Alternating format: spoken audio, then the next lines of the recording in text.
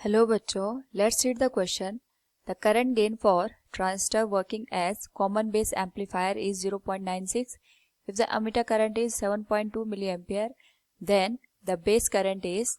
Now, first of all, we will discuss here the key concept, which is the current gain in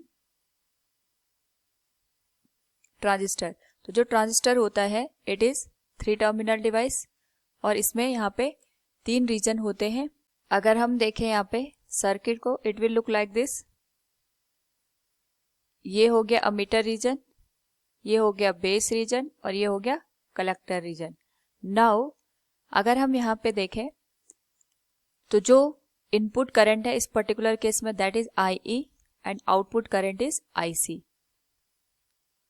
So we know that the current gain in any transistor is a ratio of output current with respect to input current. तो यहाँ पे जो output और input current का जो ratio बनता है उसी को हम करंट गेन कहते हैं. कॉमन बेस के केस में इसको अल्फा से डिनोट करते हैं. आउटपुट करंट यहाँ पे होगी IC और इनपुट करंट होगी IE. अगर हम यहाँ पे गिवन वैल्यूज को देखें तो अल्फा इज 0.96,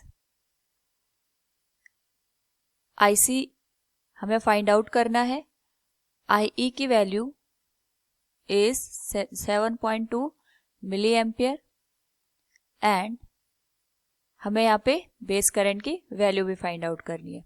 तो फ्रॉम दी रेशियो अगर हम यहाँ पे वैल्यू को पुट करें it will be alpha equals IC divided by 7.2 milli ampere यानी 10⁻³ और अल्फा की वैल्यू हमें गिवन है 0.96 IC डिवाइडेड बाई 7.2 इंटू 10⁻³ अगर हम यहाँ से IC की वैल्यू फाइंड आउट करेंगे it will become 6.9 milli ampere.